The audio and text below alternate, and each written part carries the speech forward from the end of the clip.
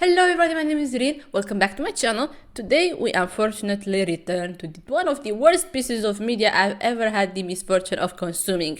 Tears on a Withered Flower. Last time we looked at this trashy thing, I spiked my cortisol at levels which would make any looksmaxer jump off of their height enhancing insoles. You should go watch that video because I will be referencing a lot, but if you don't wanna or you have already and you need a little reminder, let me give you a short recap. Our main character, Jesus, is a depressed 33-year-old with a mountain load of debt acquired by her bum husband, Minchel. But it's all good, because this 23-year-old mafia CEO boss, generic looking, Gojo Satoru, dark version, wants her a lot. But she doesn't want him, because she has a bum. And also she's old and withered and can never be with a young kid like him. Minchel cheats with Ari also. Ari doesn't know anything about Jesus. Minchel lies to her that Jesus is his ex-wife, but she's like a stalker. She does not want her anymore. And she keeps stalking him and thinking that they're together. What else the fuck does it happen? She goes from being obsessed with the bomb and basing her whole life around the bomb to being obsessed with the CEO mafia dude and basing her whole life around the CEO mafia dude. And that's where we basically leave them off. But right when we last saw the Dorito Ginger Bomb, he had just texted Jesus from his mistress's bed, mind you, just to test the waters, thinking she will ask him to come back. But instead, her new man had just cracked her back, and he saw the text message, and he blocked him. Why he wasn't blocked before? It is a mystery. So right now, he's tossing and turning over her not texting him, while thinking, hey, she was so hot when she was mad because I lied, cheated, and manipulated her. Meanwhile, Teha's mafia bodyguard, Jay, is randomly clapping some chicks on the job when he suddenly gets a call from the big boss, Teha's dad. He hasn't heard from his son in a minute, so he's about to check out his place. Seems like this is one of those plot lines that are not gonna amount to anything. We have about 40 chapters to look at today. I bet the father is not gonna do shit. So Jay has to rush and hide all of Teha's psycho shit before the dad gets there. Also, all the things that would indicate that he's in a relationship for some reason. Because when you're in the mafia, you cannot have a fucking girlfriend. Now, if you remember, Teha used to go buy a bouquet of roses so he could see Jesus at her job every day. And for some odd mental issue reason, he has decided to use those petals from all of those bouquets as decoration in his home. That shit looks so fucking annoying, man. Imagine you sit in a little chair, take a load off, and now you gotta walk around with crumbled dried petals on your ass. Anyway, we get to know Jay a little bit in this chapter. Well, not him, what he thinks about Teha. The more I see, the more stranger he gets. Is Jay the voice of the people? Regardless of finding him odd, he remains loyal and he goes to clean up the place. The CEO father shows up. He looks like a frog in a tux. What the fuck is these proportions? Oh my god. The art keeps getting odder and odder. They used to look very odd from the beginning, but now look at this shit. Why is he so wide and why are his little legs so scrawny? This guy has never heard of a leg day. He has a little look around, and then because he's an evil mafia CEO boss, he punches Jay. You seem to have gotten quite close with my son. I'm sorry. I see. It looks like he's seeing someone. How did he know? Why do you look so surprised? When a man starts acting out of character, what else could it be but a woman? Whatever, man. Whatever the fuck you say, man. Back with Minchel, he is so butthurt that Jesus wouldn't reply to him that he is fighting at his office job like a thug. Okay, he grabs this fat little one. What are those proportions? He is a literal triangle. Look at him. The co-workers were discussing Jesus and how pretty she was, and he just had to set them straight. She's extremely pitiful, always wears stretched out underwear, has no charm, and her personality is dry.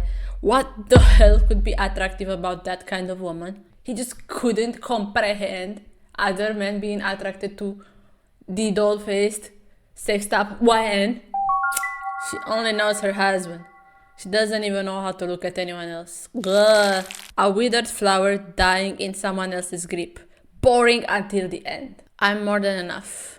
To ruin you. Why is he talking about ruining her now? Is he a psychopath like the other one? He really didn't used to have these tendencies. He was just a bum who didn't really care about her. Realistically, very selfish and only concerned with himself. But for some reason, he now is talking about fucking ruining her. He must fit the fetish content agenda of this stupid comic. She is out there worrying about Teha not replying to her text though. He had a CEO thing to do during the day, which I'm sure will lead somewhere. The way this stupid story is told is so annoying though. We get a little cramp of what Minchol is thinking. Then we get fucking 20 panels of Jesus thinking of a man doing nothing. Then we get a little glimpse at what the man is thinking, walking the elevator door. Then back to Minchol thinking. Then back to Jesus thinking. Then back to the man thinking. And nothing fucking actually happens the whole chapters. And these stupid chapters are so long. Anyway, Teha finally takes Jesus to come out. And she's like, oh my god. She comes running.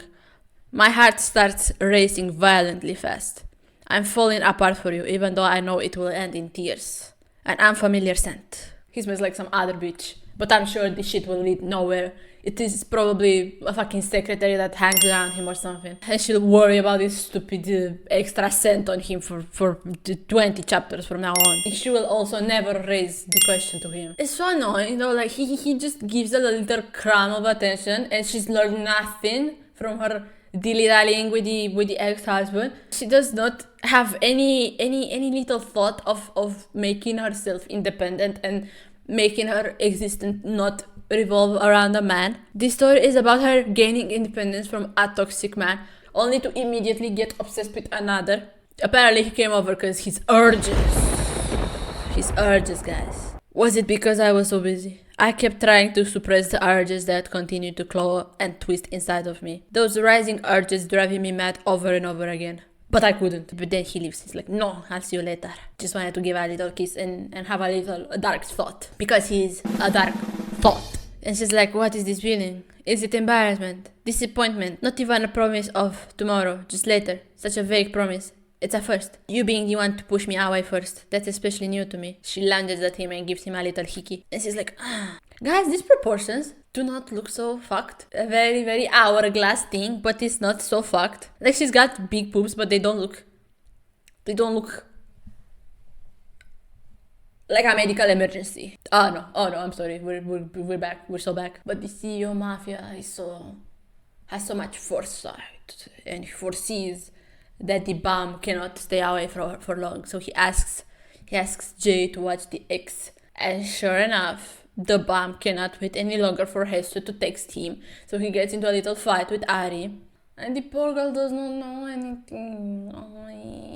He asks her to make him short braised ribs because Hester used to make them for him, and she works really hard. But he takes a look at them, and he's like, Hester always took the carrots out. He goes out without eating. Jay sends a pic to the other dude of the bomb trying to reach Hester again. And the creeper starts plotting. She starts uploading. I've held back a lot until now. Please let me sleep over. He's all dark and fucking shadowed and shit. Girlie, do not let him sleep over. He's about to spend the night at Jesus' place for some nefarious purpose. The purpose is that when Minchol inevitably shows up at Jesus' place, he will find Teha there. So the next morning, Jesus goes to work and Teha does his usual tomfoolery, his usual trickery and deceit. He messes the place up to make it look like some wild sex has gone down there. He tosses the underwear on the floor, he opens up some condoms, and he takes his shirt off, lest we forget that this is fetish content. The bomb goes in, he sees some male shoes at the floor, he's like, oh, what the fuck? Something that shouldn't be there. Something that couldn't be there. A strange man's shoes. How do you know he's a strange man? I'm sure those shoes are quite nice. He's a mafia CEO boss. He starts laughing like a little maniac. Ha ha ha, fuck. Nah, Jesus, were you that upset? You really went and pulled this kind of shit. She probably bought them somewhere just so it wouldn't look like a woman lived here alone. This guy is fucking in denial right now. But his dread, it cleans like the humidity of a summer's night. like sticky tar melting on sun-scorched asphalt. It's too thick, too heavy to shake off. As if the universe is trying to tell me, for someone as cursed as I am, there's still a deeper rock bottom I haven't seen yet. Why are they being so dramatic again? Fucking fetish content ass comic. You're not cursed, my guy, you just have some debt and you're a bum. What are these proportions? What are these proportions? And Oppa, they meet. He looks very mad, but this ain't your place anymore. You're literally trespassing. Why hasn't she changed the locks? In what universe do you break up with your ex and you don't change the locks to your place? Anyway, they meet, and the bum asks, who the hell are you? Answer me if you do not want to die. And the creep simply looks at him with this non-expression on his face, this stupid ass psychopath. He's got a condom wrapper that he's scratching his back with, and he throws it in front of him. Is this supposed to be aura? Because this is massive aura deficits. The fuck are you doing? And the bomb straight lounges at him. The shot of the Webtoon cannot even keep up with him. Look at him, he's out of the shot. That's how fast he lounges at seeing the condom wrapper. And he goes, pack, day. Where is the woman who lives here? I hear her so well, he wouldn't be able to find a single trace. Meanwhile, she's at her job. What do you mean you hid her? She's at her job. Meanwhile, you just blocked his number on her phone. And she's at her job. Why are they trying to paint him as this huge ass mastermind? And they never show us him doing mastermind shit. He just does a little bit of trickery that any sane, normal person with a little bit of common sense would see through. And then they're like, gah! No one could have predicted what he was about to do. No one could have done what he did. He is so calculating. He's such a mastermind. Don't piss me off. Nonetheless, the creep is the main male lead, so he must assert dominance. So he simply grabs that whole face. Whoa, careful. The Fujoshes are gonna come running. Mincho thinks they're lawn sharks, and he asks them to pull Hesu out as if she's a rabbit at a magic show. Jay plays along. He's like, well, we can't find her. You go find her. She's your wife. Before the other loan sharks do. They straight gaslight and manipulate him, as they should, honestly. Little pause, because I quickly had a look at the latest chapter out right now. I'm nosy. Tell me why this is like 35 chapters from where we are now. And tell me why this could have easily been the next chapter. I'm not even exaggerating. Minchol is on the same exact bullshit as always, saying Hesu is old and undesirable and only he could want her, and he still has not figured out that she's with somewhere else. Like right now he's wondering, those guys from back then, I wonder if they really were loan sharks. Like 35 chapters later, he has not moved past this point, but he's still the same bum that gets drunk. The coloring is prettier though. Please leave a like, comment and subscribe. I'm at my wit's end with the shit. Anyway, back to the present. Hesu does not know any of this is happening and is busy having some truly strange thoughts. Lately, he feels so much more grown up, but looking at him like this, he still looks like a kid? You had sex with this guy. How you gonna say he looks like a kid? You stupid pedophile, what the fuck? But while she's being pedo-ish, her ex is going through it. He really bought the debt collector story for some reason. Why was there a naked man with condoms and panties on the floor, my guy? And she was not there. Like, if she's not there, it implies she escaped. She escaped the debt collectors. But were they having some fucking... The two men, they could have had some sex in there, I guess. I wasn't thinking inclusively enough. My bad. He must have considered all of these homosexual implications. All he considers right now is that he's gotta find girly somehow. If that is the case, I have to find Nahesu. But where can I find Nahesu? Are you stupid? Fucking go to any of her multiple jobs and ask about her. Surely you've been married for like fucking, I can't remember, 13 years or whatever. Surely you know the places where she works at. In the meantime, Teha is considering killing him, because if Hesu saw that face, even a love that ended might waver just once. If I kill him, then there will be nowhere left for you to return to without me. Translators, I know this is a shit little manhwa for you to translate, but But come on. Then there will be nowhere left for you to return to without me. Nothing left of you that he can take. I tried to hold back, to just take the hits, but I couldn't stand it. Maybe, just maybe, Nahesu actually. As expected, I should have let him hit me more. What would you do? Would you still worry about him first instead of me? Nahesu, who aches more for his pain than her own. It hurts. What even are you talking about, my guy? Just fucking go to your CEO bullshit. What the fuck? Jesus' mind senses are tingling though. Something's wrong with her CEO.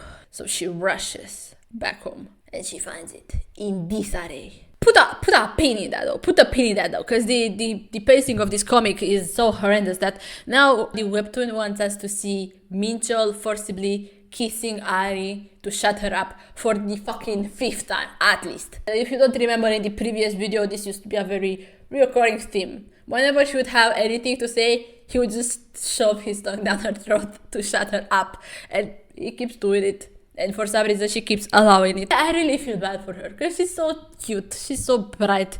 And this motherfucker keeps taking advantage of her. He wandered back to her place and she asked him, "The fuck happened to your face, ho?" And he doesn't want to talk about none of that. So he latches onto her lips like a blood-sucking leech. And as they're having sex, he's picturing her getting raped by the debt collector. That is such an odd thing to think about while your dick is hard, my guy. I don't wanna see none of that anymore. She must have escaped before that could happen, right? It's not the first time she's been hounded by debt collectors. They've been after her for years. Surely she managed to avoid them well enough, right? What if, just what if, Nahesu had given up? If her heart had crumbled while I was gone? If she was broken, defeated? What were all those things scattered around the room? That bastard's eyes. That look of his. As if he had you. And he comes while he's thinking of... He comes while he's thinking of that. I hope Ari takes a plan B, man. Take the pin out of Hesu finding her house in disarray, because the webtoon deems us worthy of it now. She sees Teha beat up, and she knows her bum had been there. She asks him whether he fought back, and he's like, yeah, I did. The psycho then thinks that she still loves him for real, because she's heard that I fought back. Why are you making that expression, Nahesu? Why do you look so hurt? As if you're the one in pain. Are you upset because I hit him? Does it still bother you that much when he's hurt? Enough to look at me like this, with so much blame in your eyes. But she channels her YN spirit and hugs and surprises him. But my guy, of course, she is actually concerned only for her current man. YN only has one man. The perfect woman only makes her life revolve around one man at a time. She cannot be an adulteress. But he don't got any of this meta knowledge. So he's all surprised. Like, all my manipulating and gaslighting and trickery worked. But she's so lost in this sauce, guys. You know exactly what kind of person he is. You should have just avoided him. Do you even know how often that man gets into fights? Why would you act so fearless without even knowing anything? You're always the one getting hurt. What could someone as gentle as you possibly gain from fighting back? He's so happy that he's gaslit her so perfectly that she has no actual idea who he is, like, at all. So he has to hold in a maniacal laughter. He starts trembling and stuff, trying to hold it in.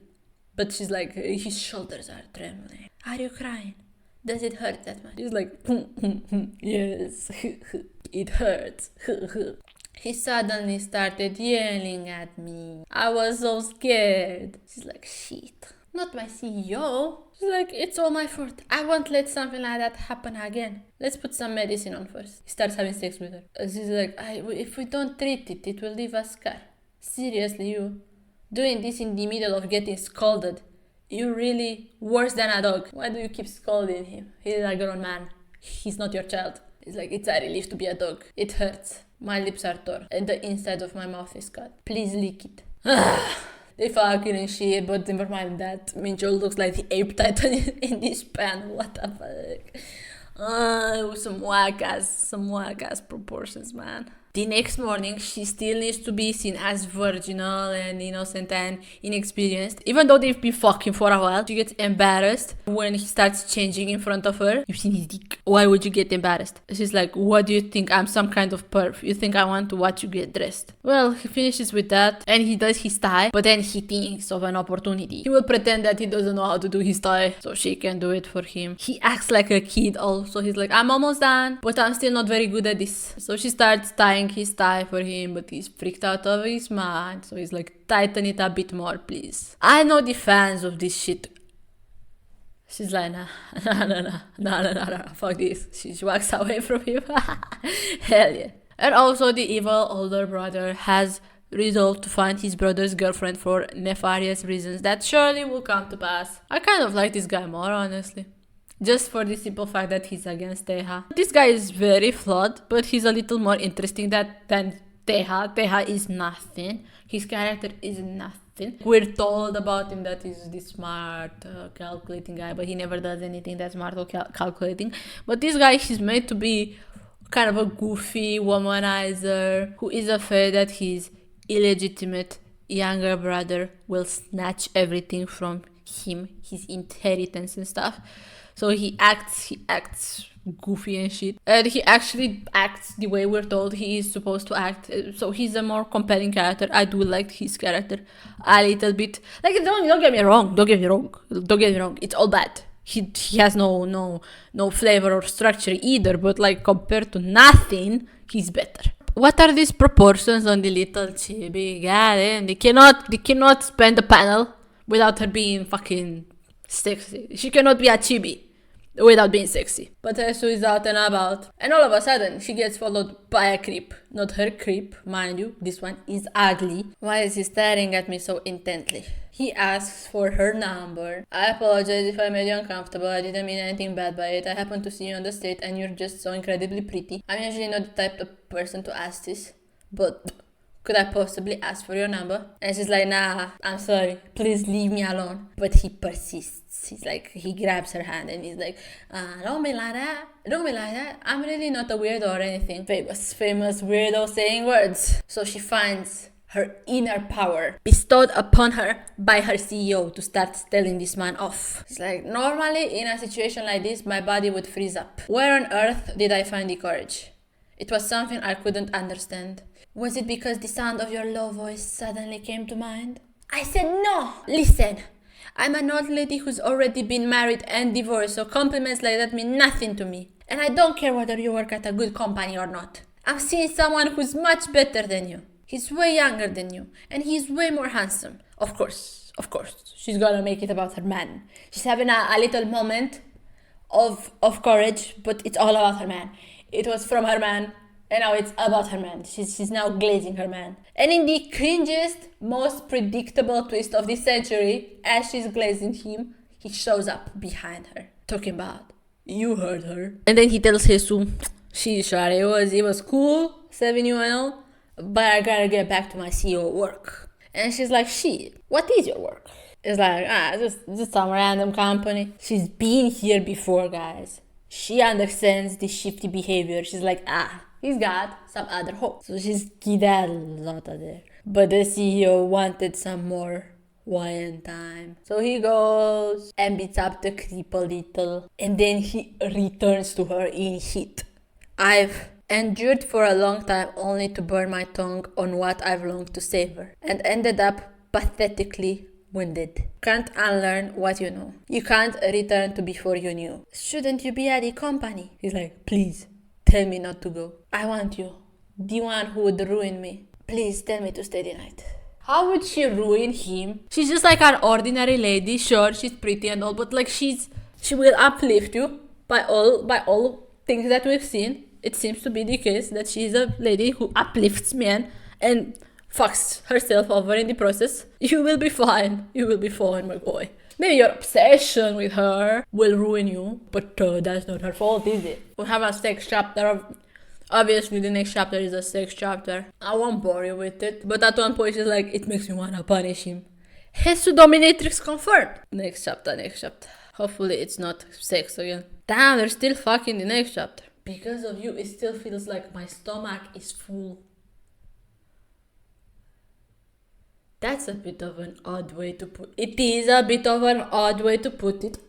From now on, whenever you're in danger, or anxious, or even just when you want me to be there, like yesterday, can you promise to tell me? Oh, that's him talking, sorry. Can you promise to tell me? Promise me. Okay, but you have to promise something to me also. Don't get hurt again. This would be cute if they weren't so fucking odd, the both of them. From now on, don't ever get hurt. No matter what. Okay, girl, we get it. Shit. I'm sorry, nah, Jesus. I can't give up on the part of you that becomes weak around me. Getting hurt is the cheapest way for me to keep you by my side. Only when I'm hurt do your eyes finally turn back to me. I still need that. So, it is being hinted that Minchel got in at the company where he works at because of Teha. There is a little more that to what meets the eye.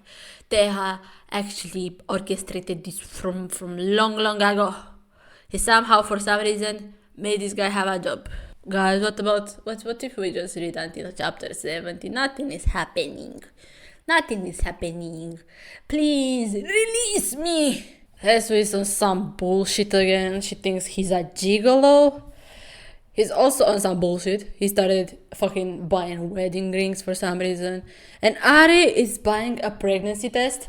Because remember when the bomb came while thinking of his ex getting essayed? He wasn't wearing a condom. But she's not pregnant. And she's sad about it because she thought if she was, it would get the bomb to be serious about her. Girlie, you don't want him to be serious about you. You used to have self-worth. What the fuck is this? Is she delulu? Thinking that he wasn't using protection as a weird roundabout way of proposing to her? Talking about him having many scars and his life being shit. Girl, you cannot fix him. But this Minchol is trying to take out a loan to try and pay off the debts and get a new place. But he gets turned down because he's a bum.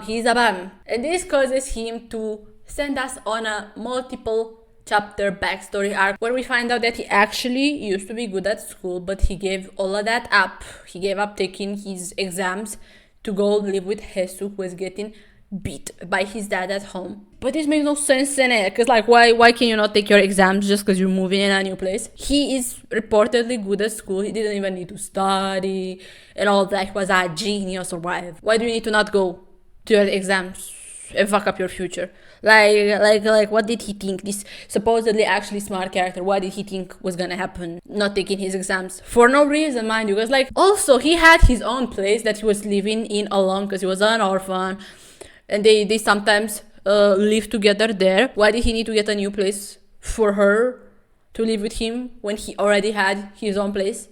And again, even if he did want to have a new place for the both of them, then why did he not take his exams? It really makes no fucking sense. I hate this shit. And also, if that's actually his house, why did she kick him out? I thought it was her house. Well, regardless of the lack of sense whatsoever to this story, all this to say that she was doing all of that for him, and he was being so resentful and such a piece of shit to her because he ruined his future for her. For no reason though. He still wants her though. It's like, that place was drenched in misery, but it was only ours. And we will return to it. And all will be well. But literally the next scene, Hesu is getting her cheeks slapped by her new man in her dreams. Talking about, why is he so especially skilled today? So... This dude is making cacking into a sport. This is fucking pitiful. Fuck. And that was 70 chapters of this bullshit.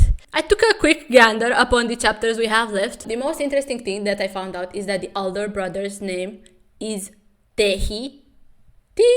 And also we meet the legitimate wife, the mom of this older brother. I'm not sure what the fuck she did in the past, but she seems like a diva. But honestly, nothing else really happens. The older brother finds out about Hesu. Nothing happens with that for now. They keep fucking around. They keep getting closer. But it's like, it's literally just full chapters of them thinking while doing nothing. It's truly a fucking hassle to get so fucking filled to the brim with the same cringy moments that at this point don't even move me anymore. This story remains just as obsessed with reminding us she's 33 and she's old and she's withered and she actually cannot be with this youthful man brimming with energy. She actually needs to be fucking carbon dated, guys. Meanwhile, this guy is running a fucking mafia empire before his frontal lobe finished installing. We're supposed to buy this whole fucking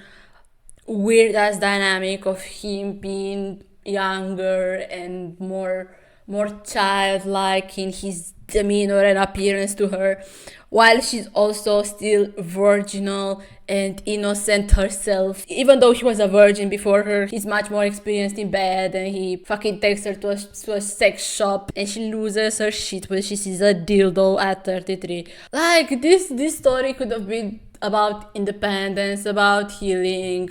It could have still remained a romance while the romance was uplifting her, but instead it is about her being rescued and getting obsessed with yet another man. Like, Jesus' entire emotional arc so far has been feel worthless, think about man. Feel old, think about man. Feel poor, think about man. Panic, wait for man. Like, that's it. We're stuck in a fucking Freaky Friday situation. And the fucking pacing is Sisyphean. You climb 40 fucking chapters of internal monologue just for us to end up in the same fucking spot. The story is the fucking same. What the fuck do you mean? And I'm getting this worked up over nothing because this is not plot. It's just fucking fantasy. It's just fucking fetish content. And the fantasy of it is so shit. It's telling women, well, when you're at your lowest, at your most emotionally broken, most financially destitute, ugliest you've ever felt, most worthless time in your life, you should not think about rebuilding yourself and finding your inner strength. A younger man who is rich and obsessed with you for no apparent reason will come to your rescue and will uplift you from this mess that you've put yourself in. And that's why the age discourse and her being so low in everything while being the prettiest, most baby-faced looking character in the whole story with great boobs, great ass, tiny ass waist, freaky ass proportions, amazing wifey demeanor is so fucking aggressively pushed down our throats. Because the story needs you to feel like being 33 is a death sentence so that the young 23-year-old Teha choosing her feels like it's fucking divine intervention. But the thing is, Hesu remains just as powerless as she always has been. She is still basing her whole existence around a man and has no fucking character development whatsoever. Never putting herself first and always babying them and uplifting them and taking care of them. With Minchol, we're given a little reason that she feels guilty for him throwing his life away for no reason. But with this one, why is she acting like that? If it's just not a character flaw, that the story does nothing to recognize or to change in any way. So it feels so fucking unsatisfying reading this. Like, it really feels like you're running in place. You're supposed to think that she's in a better situation because Mincho insults her age and demeans her worth, while Teha worships them, but she's still being defined by a man. She does not define herself, and that is why it feels so hollow, especially in this day and age. As a woman, reading this is so fucking ugh. And you think by 70 chapters we'd have seen progression, but like, once the story got to Minchol leaving her and her finding out that he was cheating on her, it really did not progress in any fucking way. Like, we literally checked the latest chapter and it feels like it could have come right after chapter 58, I think. That's like 35 chapters in between them. That's not a fucking accident, that's just stagnation, full stagnation.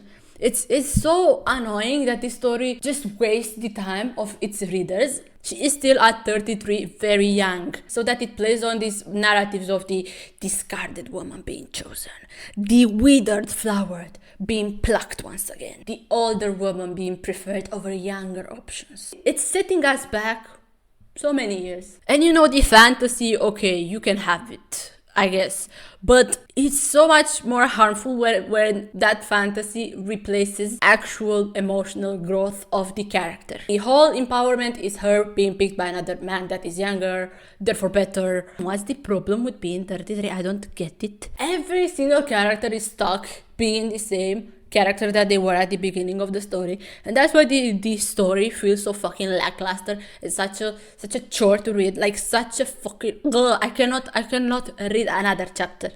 I'm telling you right now, like there will be no fucking part 3. I'm not trying to drag this. I literally cannot read another chapter. Like Minchel fucking did not evolve at all. He's still obsessing over her not being worthy of anyone else, nobody else wanting her. I think I've read this sentence. The fact is, Nahesu can never abandon Kang Minchel. Whenever he appears, that sentence also appears. It's so brain dead, honestly. He is stuck in the exact same mental space, which would be fine if it was actually building up to something, but it feels like this is just gonna be him up until the fucking last 5 chapters, where the plot will be unceremoniously wrapped up quickly so that it ends. And it ends all of our fucking suffering and misery. Everything just fucking lingers. The dad plotline, he doesn't ever do anything. The loan sharks, they linger. They do not make any other appearances. Everything fucking lingers. Teha actually knowing Hesu and Minchel before even the flower shop thing happened, that shit lingers. It's never been revealed so far, and we're fucking 90 something chapters in. And what made this video so frustrating to produce is that the story keeps setting up plot lines that seem like they would lead somewhere, and that they would be interesting, and that they would be consequential. So I would note them down. In my notes, only to find out nothing fucking happens with them. This shit could have been interesting. Have something happen. Nothing is happening. Just stop handing her a more aesthetic version of being controlled. So where the fuck are we 90 something chapters later?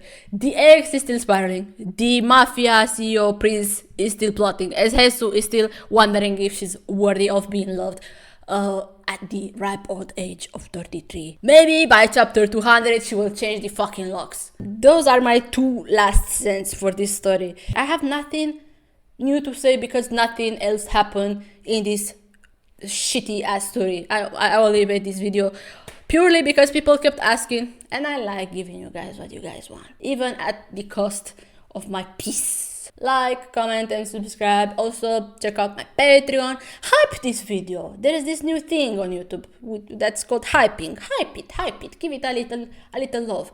Tap. But yeah, that's it for this video. Check out this other video that's here on the screen. I'm sure you will like it. Bye bye.